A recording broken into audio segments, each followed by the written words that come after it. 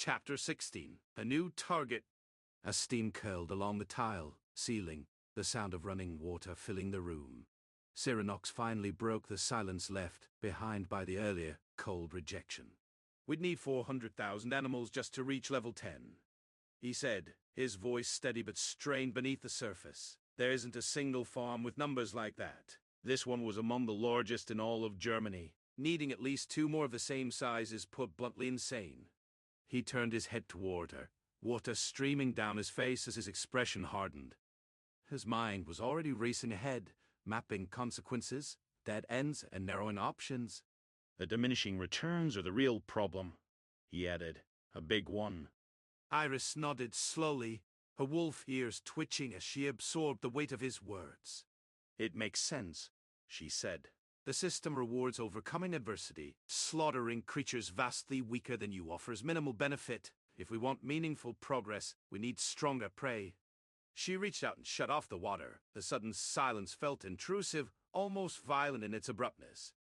"We need to level faster," Iris continued, her tone calm but edged with urgency. "That means hunting more dangerous beasts, but those won't exist in sufficient numbers until the mana infusion. We're racing against time, and the finish line keeps moving farther away the closer we get." Cyranox grabbed a towel and dried himself off, the rough fabric scraping against his skin as if to anchor him in the moment. He glanced toward Iris. Her fur was still damp, clinging to her form, her silhouette stark beneath the harsh fluorescent lights of the changing room. "There is another option," she said after a pause. "We could hunt humans." The words hung in the air, heavy and ugly. "The system classified the workers we killed as adult human LV0, he continued, more clinically. "They gave some experience." He stopped himself, jaw tightening. "Never mind. We still have a few days. Let's focus on farms, ones with around 100,000 animals. Another issue is that young animals don't count." He exhaled slowly. "If we hit all the major poultry farms in the vicinity, we should barely scrape together what we need. The problem is visibility. After the second one, maybe even sooner, they'll start watching the rest. Authorities won't see this as coincidence." His gaze hardened. "They will call it a terrorist attack at best. That means the first one and maybe the second after this will be similar to this one. The other will be with way more casualties on the human side." He walked toward the lockers, pulled out someone's clean cloths, and tossed the clothes towards her. "We will do it like this. We hit the next 2 overnight. There will be no rest today, Iris. The last one we just dunk in the morning, in hopes that they don't watch them by then. It won't be pretty nor will it be easy, but that's what adversity is in this plan. It's not a high-level beast, but a tight time window and skill." Iris' eyes flickered as she looked at the cloths, a slight look of distaste before she looked at her old discarded clothes, his clothes. "I send my drones in and drop all humans inside in under a minute. At the same time we jump the fence and start butchering. If you have anything to make it faster, I would appreciate it." With the shirt on and bottoms still in hand, she holds up the voucher that materialized in her hand. "I got this. With the right weapon, I could cleave even more in a single strike. It's likely best if I focus on one building with the highest concentration of chickens, you on the other, while the drones take out the third one." She nodded, and the black iron voucher in her hand dissolved into motes of golden light. A massive two-hander materialized in a flash of ethereal energy. Its hilt was long enough for a two-handed grip, wrapped in dark, supple leather. The blade was a masterwork in itself, almost as tall as her, made of a black, gleaming metal that seemed to ripple with an inner turquoise light. It had no ornate carvings or jewels, just a single blade designed for one purpose only, to cut through flesh and bone with devastating efficiency. "It is an eldritch swayhander," she said, her voice a low, steady purr, her amber eyes fixed on the weapon. "It is perfectly balanced for me." Without another word, she slung the massive weapon that was almost taller than her over her shoulder, the movement effortless and natural. They walked out of the changing room, the silence of the farm a stark contrast to the carnage they had left behind. The car was a welcome sight, a small bubble of normalcy in this chaotic world. He got in, the engine a familiar roar, and Iris followed, her new weapon taking up most of the back seat. He pulled out of the farm, the taillights disappearing into the darkness, a ghost in the night, leaving behind a scene of unspeakable horror. The drive was tense, the air thick with unspoken words. He could feel the anticipation building within him, a dark, hungry excitement for the coming slaughter. He was a predator, and this was his hunting ground. The farm was just a few kilometers away, a large, sprawling complex of buildings and pens, a perfect target for their blitzkrieg. He parked the car a short distance away, the engine falling silent, the only sound a faint, almost inaudible hum of the city. "This is it, Iris," he said, his voice a low, steady rumble. "Remember the plan. We hit hard, we hit fast, and we don't stop until every last one of them is dead." He summoned his drones. Their silent arrival, a familiar comfort. +2 active drone. -10 tech points. He sent them towards the largest building, their blue lenses glowing with an unholy light. He then looked at Iris, her amber eyes fixed on the target, her new weapon resting on her shoulder. Chapter 17. The slaughter continues. The 2 drones vanished into the dim glow of twilight just as Iris sliced through the fence, cutting steel as if it were claw. She stepped through without slowing, breaking immediately into a sprint. The soft roar of the drone's magical cannons was barely audible quiet sounds in an even quieter evening. Cyranox followed moments later, slipping into one of the hangars that served as barns. Same as last time. He grabbed the first solid plank he could find, anything heavy enough to be used as a club, and got to work. It felt like the first farm. Almost exactly. The only difference was the kill feed. This time, the numbers jumped, sometimes violently, so massive increments flashing across his vision before vanishing again. He ignored them and focused on the rhythm. Swing. Impact. Collapse. Repeat. Once the drones finished clearing the main building, they shifted to support him, sweeping the barns until their timers expired and they vanished one after the other. It took less than 8 hours. When it was done, their clothes were not just stained with blood, they were drenched in it. 6. Adult human LV. 0. Wow, 22, 6 out of 48. Adult chicken LV. 0.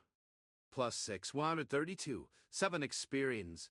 Iris rested her massive sway hander on her shoulder. The blade was pristine, not a single speck of blood clung to its dark surface. She, on the other hand, was anything but clean. Her fur was matted and heavy, the dark strands soaked through to a deep, glistening crimson. The drive was silent. The engine hummed steadily, broken only by the faint rustle of blood-stiffened fabric shifting with every movement. That shower was rather useless, Cyranox. Iris purred, her tone mildly amused. "The point wasn't to clean my body," he replied flatly. "It was to clean my thoughts." His pants and shoes were darkened red-brown from the ankles to the knees. Everything above that was sprayed in uneven arcs. He drove straight on, headlights carving tunnels through the darkness as exhaustion crept in, bone deep and heavy, the opposite of the sharp adrenaline that had carried him through the slaughter. He glanced at Iris. Her amber eyes were fixed on the road ahead, expression calm, focused. She was a warrior and she was in her element.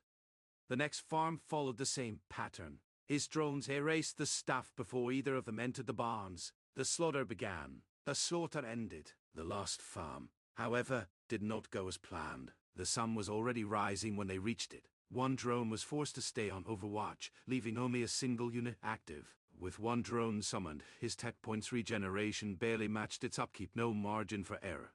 A car pulled onto the property. The drone fired. Its magic cannon punched straight through the roof. The vehicle went still. Another human erased. Then another vehicle arrived. Then a police car. Cyranox had not specified restrictions. The drone fired again, 2 clean shots through the windshield. It resumed its watch without hesitation. Then he heard it. Hello. Distant hum. Every child knew that sound. Everyone knew where to look. God fucking damn it, he muttered, sprinting out of the barn and tilting his gaze skyward. A helicopter. Can it ever be simple?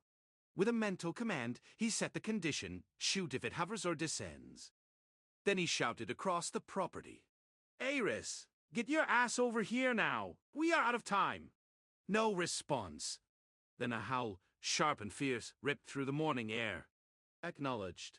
He went back to work, crushing chickens left and right.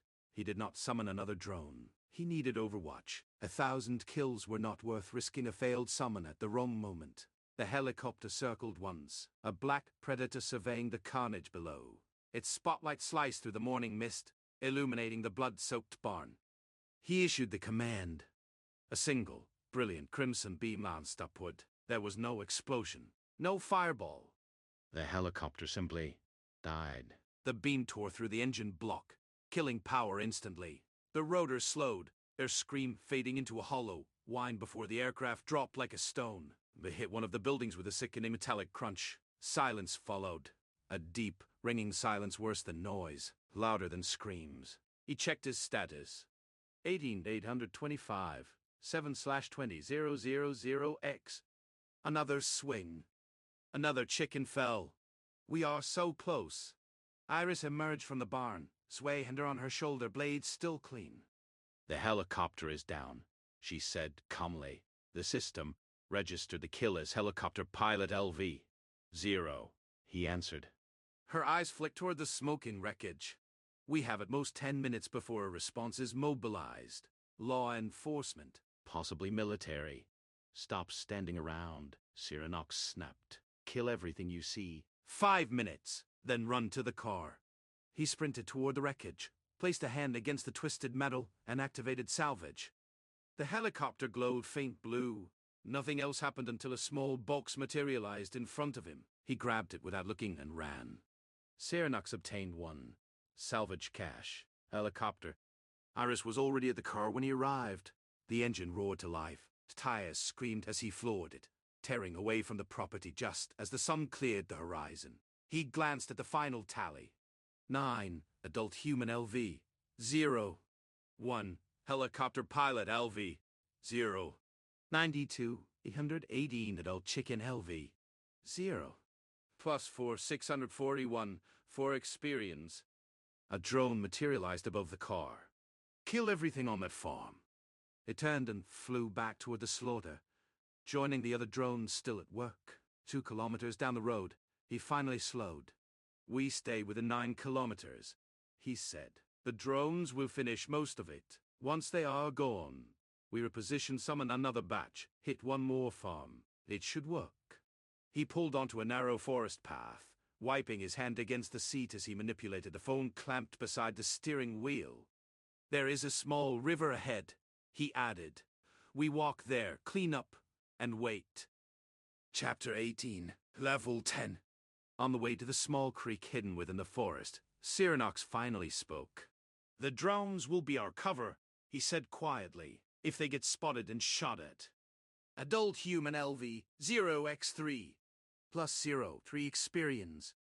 Just like that, he continued unfazed. They will focus on the drones and keep their distance. If they observe long enough, they will see them vanish in blue sparks and be lost as fuck. Lost as fuck. Iris repeated softly, tasting the phrase as if cataloging it for future tactical use. They followed the creek upstream until the trees thinned just enough for a blade of sunlight to pierce the canopy. The world felt calmer here, deceptively so. Cyranox reached into his pocket and retrieved the salvage cache. Palm-sized, seamless, matte black metal. No buttons, no markings. He pressed it anyway. Nothing. I suspect you must channel tech points into it, Iris said calmly. He placed his hand against the container and focused. Blue light traced faint lines along its edges, the surface shimmering and then stopped. Nothing happened. Based on my administrative knowledge, Iris continued, salvage caches often contain schematics, rare materials, or pre-assembled modules. Some allow selection. We will see which this one is. Her amber eyes were steady, a stark contrast to the blood-soaked chaos they had left behind. System query. Open salvage cache. Helicopter? Yes. The box dissolved into blue particles. A holographic interface unfolded before him, glowing softly in the dappled forest light. Schematic. Drone part. 15 alloy plating. 1 mana-infused engine core. The drone part. The other options vanished instantly. A new object materialized, a small metallic sphere, sleeker and more advanced than his current drones. A single green lens pulsed at its center, 4 retractable protrusions resting dormant along its hull. It hovered silently above where the box had been. Obtained. Schematic. Hull map black. You are now able to modify summoned drones.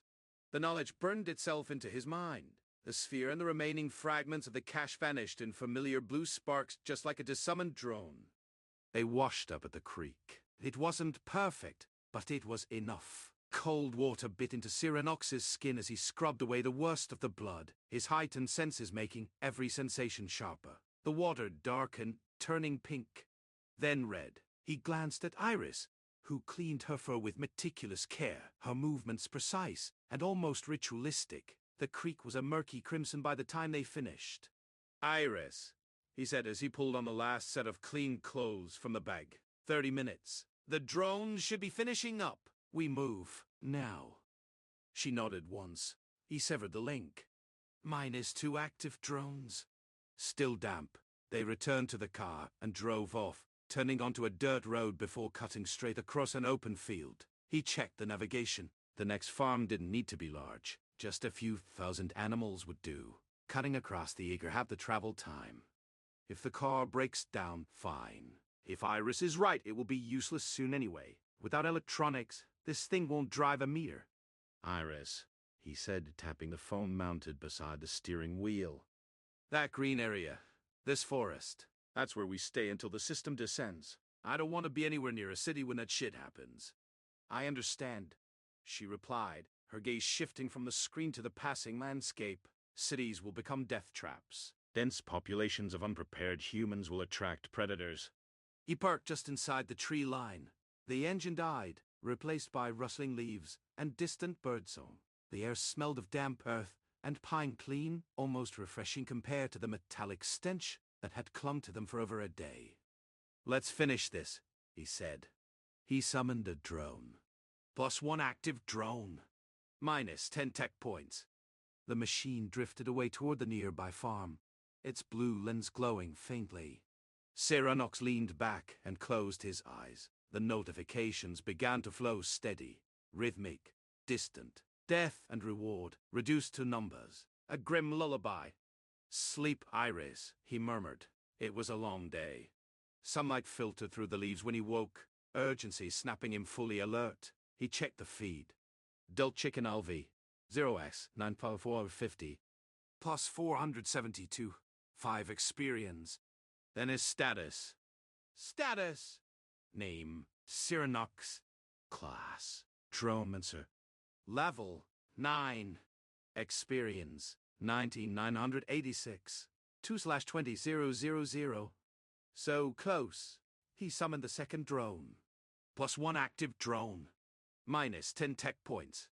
He sent it to reinforce the first. The notifications accelerated. Then, Dull Chicken LV, 0x276. +13. 8 experience. Bane, level up. You are now level 10. New drone types unlocked. Assault, offensive, defensive, healing, travel, cargo, reconnaissance. Congratulations! You are the first to reach level 10. Reward, +5% all stats. +5% all stats applied. Alert! For reaching level 10 as a progenitor before the system's descent, you have been granted a system boon. System boon. Overcome adversity. The effective summon air drone is multiplied by 10. Tech points cost reduced to 0. Fact remains active until system descent. Cyranox exhaled slowly. Skill summon air drone leveled up. Type, summoning/tactical support. Cooldown, 15 seconds. Drone slots, 3/1+ skill level. Skill level, 2. Skill overcharge leveled up. Type, buff/enhancement. Resource cost, 10 tech points per use. Cooldown, 30 seconds. Duration, 10 seconds 5 times skill level. Effect, 50% 25% times skill level. Target, 1 level/10. Skill level, 2. Skill salvage leveled up. Type, resource/utility. Resource cost, 20 tech points per use 10 times skill level. Cooldown, 1 minute. Skill level, 2. What the fuck? Chapter 19, New Drones. Cyranox jolted upright in his seat, the system window snapping into place with him in perfect sync. He threw the car door open and jumped out, His pulse hammering as instinct took over. With a single thought, he summoned one of each drone. +6 active drone. 6 constructs shimmered into existence around him, their forms distinct and unmistakable. The assault drone hovered low, dual red lenses blowing beneath twin cannons. Assault air drone. Deer, basic. Summoning and upkeep. 8 to summon, 5 per minute. Size, 30 cm diameter. Range, 800 meter times level. Speed, 20 km per hour. Weapon, wind magic cannons. Extra, burst fire mode. Stats, 15% of summoner. Purpose, high damage frontline combat. The sleek offensive drone floated higher, its violet lens fixed forward like a sniper lining up a shot. Offensive air drone. Deer, basic. Summoning and upkeep, 7 to summon, 4 per minute. Size, 30 cm diameter. Range, 1000 meter times level. Speed, 20 km per hour. Weapon, focus magic beam. Extra, armor piercing focus. Stats, 12% of summoner. Purpose, precision damage and priority target elimination. The defensive drone manifested as a heavy vertical oval, a faint green barrier rippling across its surface. Defensive air drone. Deer, basic. Summoning and upkeep, 6 to summon, 4 per minute. Size, 50 cm diameter. Range, 500 meter times level. Speed, 10 km per hour. Weapon, none. Extra, barrier projector. Stats, 12% of summoner. Purpose, protection and damage mitigation. The reconnaissance drone was small, black, and slightly translucent, its presence easy to miss if one did not know where to look. Reconnaissance drone. Deer, basic. Summoning and upkeep, 5 to summon, 2 per minute. Size, 15 cm diameter. Range, 3000 meter times level. Speed, 40 km per hour. Weapon, none. Extra, stealth mode, enhanced sensors. Stats, 8% of summoner. Purpose, scouting, surveillance, and information gathering. The healing drone gleamed pristine white, its tail lens pulsing with quiet restorative energy. Healing support drone. Deer, basic. Summoning and upkeep, 6 to summon, 3 per minute. Size, 40 cm diameter. Range, 300 meter times level. Speed, 10 km per hour. Weapon, none. Extra, regenerative pulse beam. Stats, 10% of summoner. Purpose, healing and sustained support. The travel drone hovered a flat oval disc-shaped, humming softly. Travel drone. Deer, basic. Summoning and upkeep, 7 to summon, 5 per minute. Size, 60 cm diameter. Range, 2000 meter times level. Speed, 60 km per hour times level /10. Weapon, none. Extra, anti-gravity lift field. Stats, 10% of summoner. Purpose, traversing long distances. While the bulky cargo drone loomed behind it like a moving vault. Cargo drone. Deer, basic. Summoning and upkeep, 6 to summon, 4 per minute. Size, 50 cm diameter. Range, 500 meter times level. Speed, 30 km per hour. Weapon, none. Extra, dimensional storage 100 kilograms times level. Stats, 10% of summoner. Purpose, moving and logistics. They hovered in silence, a compact fleet of death, support, and logistics. Iris was instantly awake, her eyes wide as she took in the sight. Iris, I got a system boon, and it changes everything, he said quickly. It multiplied the effects of my summon skill by 10. He looked like a child on Christmas Eve, circling the drones with barely contained excitement, examining every curve and glowing lens. He ran a hand along the smooth surface of the travel drone, grinning. Just as Iris perked up, she froze. Her gaze went unfocused, her eyes blank for a brief moment. He recognized the look instantly. Did you just reach level 10? Yes. Yes, I did, Cyranox. Her tail swayed behind her, a faint smile touching her lips before her expression shifted, growing serious as she studied the 6 drones floating in loose formation. The system has granted you a tremendous advantage, she said. This fundamentally changes our operational parameters. We no longer need to limit ourselves to a single location. With these drones, we can wage a multi-front war of attrition against the region livestock. Our objectives can be achieved in a fraction of the expected time.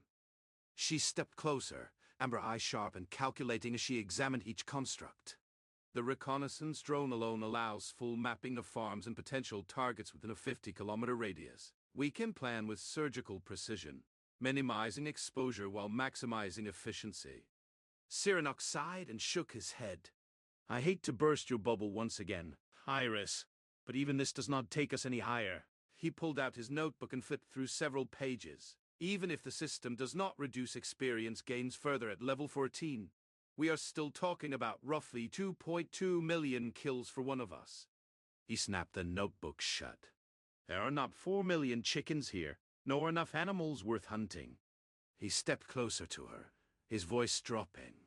I am sure you unlocked something impressive as well, but for now, this is it. In 4 days, the system descends. After that, we use what we have. He paused, then gently booped her snoot before turning back toward the car. Before he could reach the car, he stopped and looked at his drones. That could work. It just has to be one that is large enough. All the drones disappear in a cloud of blue sparks, leaving just one of them behind. The oval, disc-shaped construct appeared in the blink of an eye, humming softly as it stabilized in the air.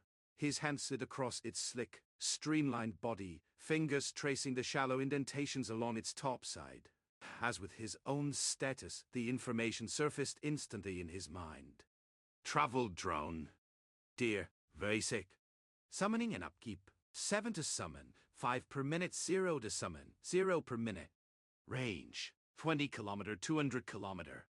Speed, 60 kilometer per hour, 600 kilometer per hour.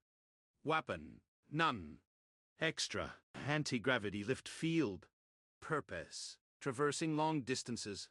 Thanks to the spell and the knowledge imprinted alongside it, he knew exactly how it was meant to be used. Leaning forward, he pressed his body onto the disc, fitting neatly into the shallow concave indentation.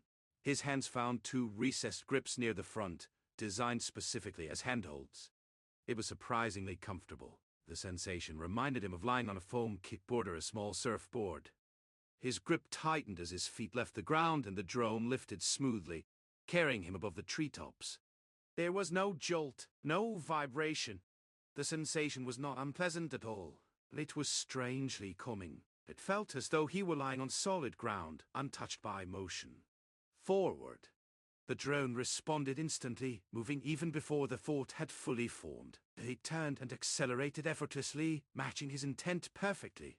These drones are incredible. There is no need for instruction. They know exactly what I want. The world beneath him blurred as he picked up speed. Yet nothing changed for him. There was no wind, no chill, no pressure against his face. If not for the landscape streaking by below, he might have believed he was completely still. Cyranox spent several minutes testing its limits. He dove, banked, climbed, and twisted through the air. Through it all, his body never shifted unless he willed it to. Perfect stability, perfect control. Iris watched the retreating form of Cyranox as he vanished into the open sky, her gaze lingering on the empty blue above the clearing. Cyranox returned soon after, the travel drone descending through the canopy before lowering him gently to the ground. Blue sparks erupted as the drone was dismissed. Iris turned as he approached. Iris, change of plans. We won't miss this opportunity that the system has just dropped at our feet. 2 travel drones materialized in front of him. You watched me earlier, so you should know how to get on it. In one smooth motion, he grabbed hold and the drone shot skyward, carrying him into the white and blue expanse above the trees. Iris copied his movements and got on the drone as well. Within seconds, they were gone. He knew that what he was planning was anything but humane. He needed millions of kills, and there is just one way to do this. Just one place where millions are stacked in such a dense area that it would work out. What he needs is a metropolis, one that is not defended by a huge military force. His drones were flying south, carrying them to their destination with near 600 km per hour. 9 hours later, the horizon showed a sprawling cityscape spanning the entire site. Chapter 20, Point of No Return. Cyranox flew above a sea of buildings, slowing to a speed where individual details became clear. Streets, rooftops, moving cars, scattered figures. He selected a tall structure near the city center and descended, landing softly on its flat rooftop. His feet touched concrete. The travel drone dissolved into blue sparks as it was dismissed, vanishing without a trace as usual. He removed the backpack and let it drop beside him, just as Iris landed right next to him. With a nod he spoke while looking at Iris. "Make yourselves comfortable. This will take some time. You don't have to get involved yourself. It would make no real difference anyways. And we will not leave this place unless absolutely necessary." Without another word, he sat down and began summoning his drones. Iris lowered herself slowly on the concrete rooftop. It was not very comfortable. She adjusted her position a few times before she distracted by the summoning of drones. First came a defensive drone, then a reconnaissance drone, then 3 offensive drones. Finally, 25 assault drones. In less than 5 minutes, all 30 hovered around him, plus 30 active drone. As the defensive drone appeared, a semi-translucent concave barrier manifested in front of him. Hexagonal segments interlocked into a hovering wall, their edges blowing faintly blue as it positioned itself above and slightly ahead of him, a silent shield. The reconnaissance drone immediately switched to stealth mode upon being summoned into existence, fading until it was barely visible. It began circling the building at the outer edge of its sensor range, sweeping the surroundings like a living radar. The 3 offensive drones spread out next, taking positions along the perimeter of the rooftop, ready to engage anything the reconnaissance drone flagged as a threat. Then came the main force. 25 assault drones arranged themselves into 5 clean rows, hovering in perfect formation. They waited still and silent for the command that would change this cityscape forever and show the world what is about to come in the future. Cyranox stared at them, these floating spheres of death and destruction. In them, he saw the solution to his problem, the key to the levels he needed, the only chance he had to stand against what was coming. These drones were the line between survival and annihilation. Iris regarded it all with awe. The number of drones and their positioning. Every tiny tactical detail became clear simply through their presence. "Is this right? Can I do this?"